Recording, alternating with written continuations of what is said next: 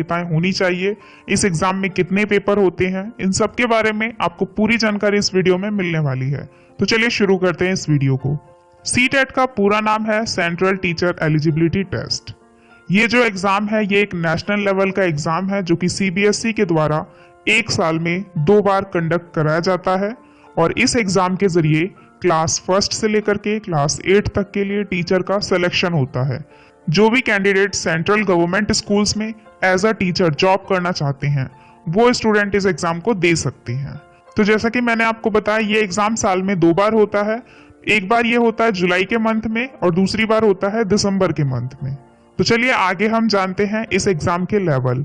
CTET जो है इसमें 2 लेवल होते हैं, लेवल 1 एंड लेवल 2।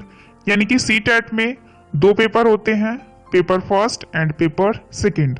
पेपर 1 और पेपर 2 से क्या मतलब है? यानी कि जो पेपर 1 होता है वो उन कैंडिडेट्स के लिए होता है जो कि 1st क्लास से लेकर के 5th क्लास तक के टीचर बनना चाहते हैं, और पेपर 2 उन कैंडिडेट्स को देना होता है जो 6th से लेकर के 8th क्लास तक के टीचर बनना चाहते हैं।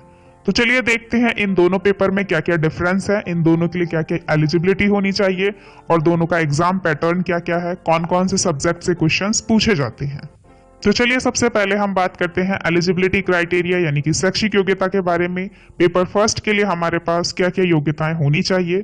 पेपर 1 के लिए आपके पास 12th का सर्टिफिकेट होना जरूरी है, वो भी कम से कम 50% मार्क्स के साथ।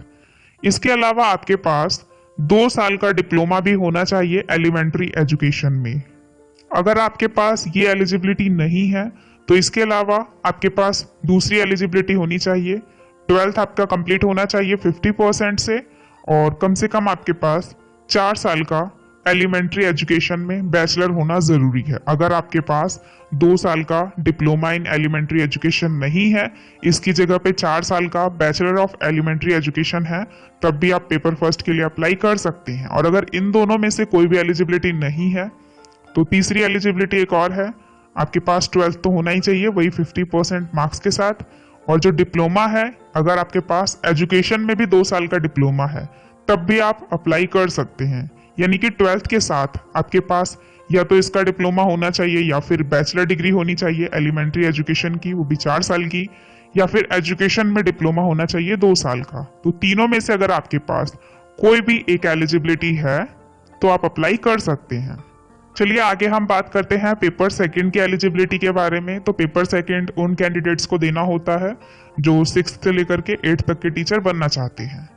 इसके लिए आपके पास ग्रेजुएशन की डिग्री होनी चाहिए, साथ में 2 साल का डिप्लोमा इन एलिमेंट्री एजुकेशन भी होना चाहिए। अगर आपके पास ये दोनों है तो आप अप्लाई कर सकते हैं। अगर ये दोनों नहीं है तो इसके अलावा आपके पास दूसरी एलिजिबिलिटी होनी चाहिए। दूसरी एलिजिबिलिटी में यहाँ दिया हुआ है bachelors degree with at least 50% marks plus 1 year bachelor in education. आपके पास बैचलर डिग्री होनी चाहिए 50% मार्क्स के साथ, यानी कि ग्रेजुएशन की डिग्री, और इसके साथ साथ 1 साल का आपका बैचलर इन एजुकेशन का भी सर्टिफिकेट आपके पास होना चाहिए, तब आप अप्लाई कर सकते हैं। और अगर आपके पास इन दोनों में से कोई भी योग्यता नहीं है तो तीसरी योग्यता और दी गई है। अगर आपने 12th किया है, 12th के अलावा आपने 4 साल का बैचलर इन एलिमेंट्री एजुकेशन किया है, तब भी आप अप्लाई कर सकते हैं। 12th में आपके मार्क्स 50% होने चाहिए। तो ये कुछ एलिजिबिलिटी है पेपर 1 एंड पेपर 2 के लिए। तो आगे हम बात कर लेते हैं एज लिमिट यानी कि इसकी उम्र सीमा के बारे में।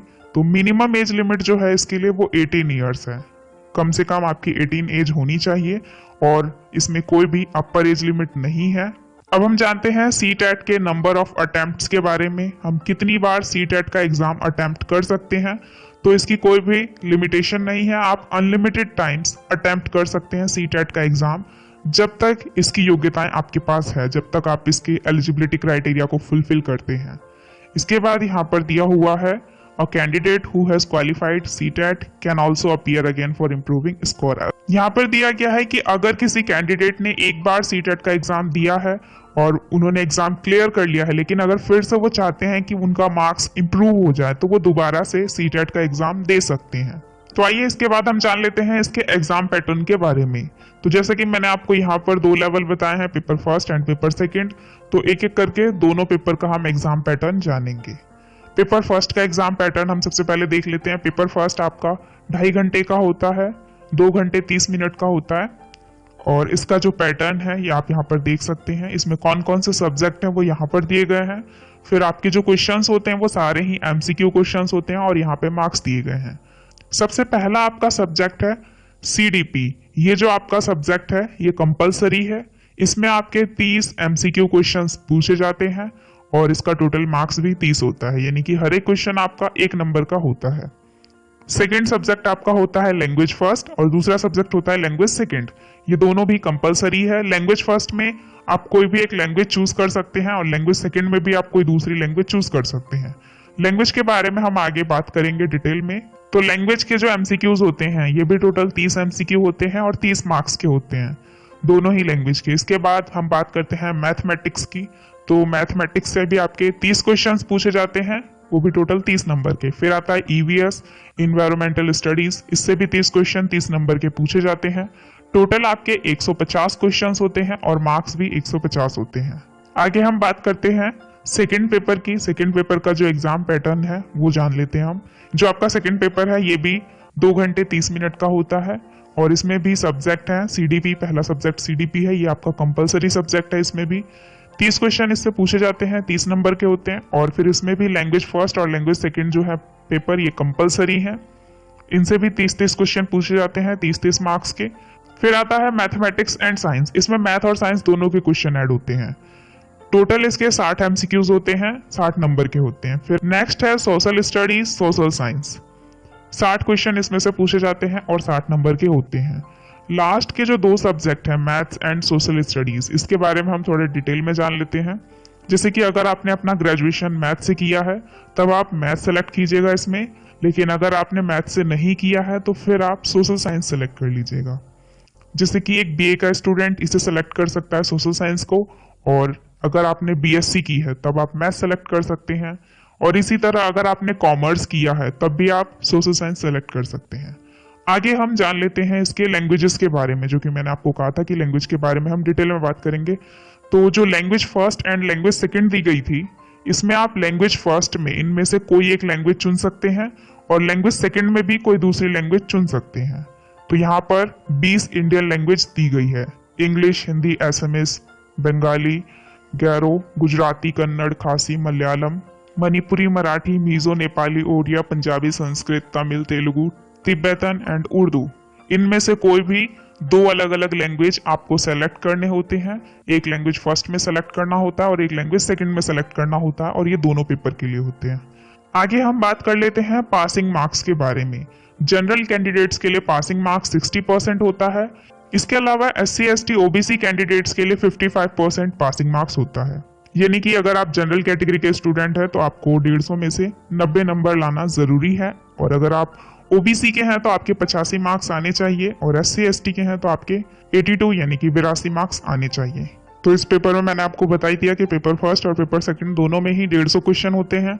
हर एक क्वेश्चन 1 नंबर का होता है, और खास बात यह है कि इस पेपर में कोई भी नेगेटिव मार्किंग नहीं होती है। तो अगर आपको किसी क्वेश्चन का आंसर नहीं आता है तो आप उस क्वेश्चन का आंसर गलत भी लिख देते हैं तो आपके मार्क्स नहीं कटेंगे, क्योंकि इसमें नेगेटिव मार्किंग नहीं होती है। और ये एग्जाम आप 20 अलग अलग इंडियन लैंग्वेजेस में दे सकते हैं। ये जो एग्जाम है इसमें हर साल 14 लाख से ज्यादा स्टूडेंट्स अपीयर होते हैं, 14 लाख से ज्यादा स्टूडेंट इस एग्जाम को देते हैं। और ये एग्जाम अभी तक तो ऑफलाइन मोड में ही होता आ रहा है, तो हम कह सकते हैं कि एग्जाम ऑफलाइन मोड में होता है। और आपको मैंने स्टार्टिंग में बता दिया कि एक बार ये एग्जाम जुलाई में होता है और दूसरी बार दिसंबर में होता है। और कोई भी कैंडिडेट्स दोनों पेपर को अटेंड कर सकते हैं। अगर आप चाहें तो आप दोनों पेपर दे सकते हैं। और जब आप पेपर कर लेते हैं, यानी कि जब आप इसमें पास हो जाते हैं, तो इसका जो आपका सर्टिफिकेट होता है CTET का, ये केवल 7 साल के लिए वैलिड होता है। जब आप CTET का एग्जाम क्लियर कर लेते हैं तो डायरेक्ट आपकी जॉब नहीं लगती है। जब भी वैकेंसी आती है तब आप उस वैकेंसी को भरने के लिए एलिजिबल हो जाते हैं। तो इस एग्जाम का यही फायदा है कि इस एग्जाम को देने के बाद जब भी टीचर्स की वैकेंसी आएगी तो आप उसे फिल करने के योग्य हो जाते हैं। डायरेक्ट आपकी जॉब नहीं लगती इस एग्जाम को कंप्लीट करने के बाद। इसकी जो सैलरी होती है, यानी कि अगर आप फर्स्ट एग्जाम को पास करते हैं और आप फर्स्ट से लेकर के 5th क्लास तक के टीचर बनते हैं तो आपकी कितनी सैलरी होगी? तो आपकी सैलरी 1,50,000 पर ईयर हो सकती है। और अगर आप सेकेंड पेपर को क्लियर कर लेते हैं, यानी कि अगर आप टीचर बनते हैं 6th से लेकर के 8th क्लास तक के, तब आपकी जो सैलरी होगी वो 2,30,000 पर ईयर की होगी। तो आज के इस वीडियो में हमने बात करा सीटेट एग्जाम के बारे में। तो thank you so much for watching this video. अगर आपको हमारी ये वीडियो जरा भी हेल्पफुल लगी हो तो प्लीज एक लाइक जरूर कर दीजिएगा और हमारे चैनल को सब्सक्राइब करके बेल आइकन जरूर प्रेस कीजिएगा, जिससे आगे आने वाली सभी वीडियोस के नोटिफिकेशन आपको आसानी से मिलते रहेंगे और आप हमारी सभी वीडियोस देख पाएंगे। Thank you so much for watching this video.